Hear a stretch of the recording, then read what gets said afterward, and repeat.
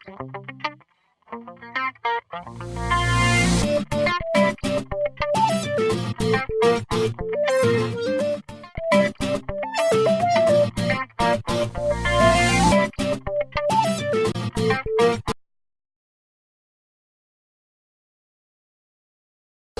spent a year on the train rewriting the book. I rewrote probably 60% of it. Turned it in again, and within 2 months of sending it to the agent, it was sold in the US and the UK and France. Work all day, so I'll go over to my office during the day, but during the day it's talking to editors, talking to translators, doing interviews, negotiating contracts, things like that. And then, so usually from about 10 p.m. to 3 a.m. is when I do most of my writing. And then I sleep for 5 hours and start all over again. Yeah.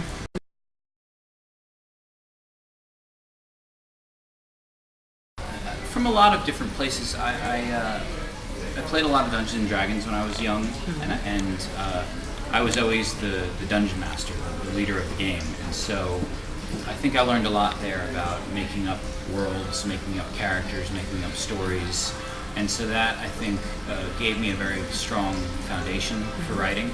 The Painted Man itself, the overall idea was to write a book about fear, and a lot of that came from being in New York on September 11th, and some of the things that I went through and my family and my friends went through. I wanted to write about how fear affects people, so there was that. And then also I had been inspired by Otzi the Iceman, who was a man that was found frozen in the ice, and he had tattoos all over his body, and they had believed that he was a shaman, and the tattoos had magical powers, and I thought that was very inspiring. And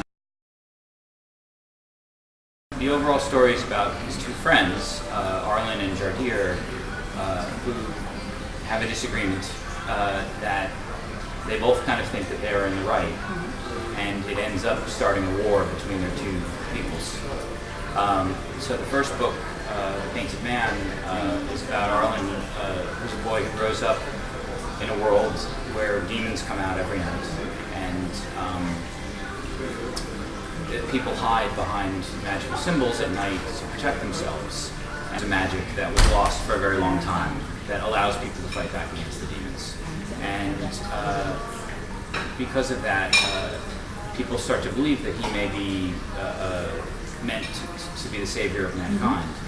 And Jardir has very strong doubts about whether or not Arlen is the right person to do that. And they have a falling out, and it leads to a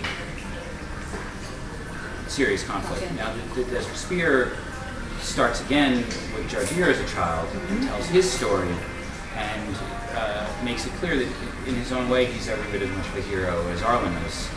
And both of them have the same goal, which is to save humanity from the demons, but they both have very different ways of going about that. And that's the story as a whole. The Demon Cycle will tell the story of these two characters and how they will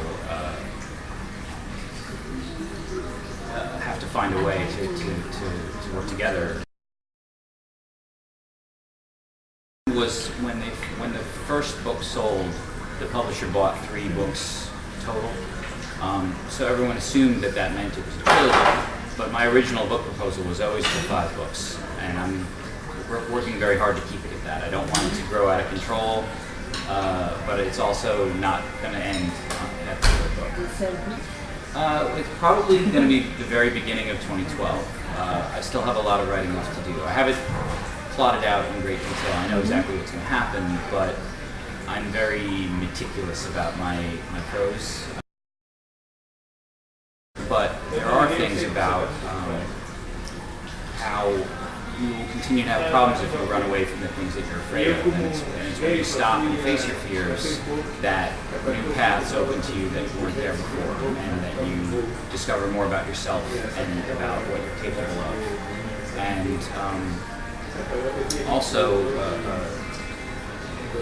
in the second book, the theme is more kind of to not assume things about people that you don't know very well.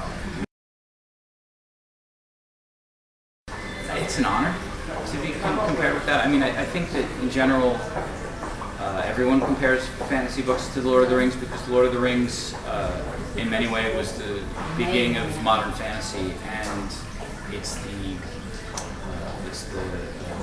bar by which everything we say, it's the yardstick by which things are measured. So to be compared to that is an enormous honor.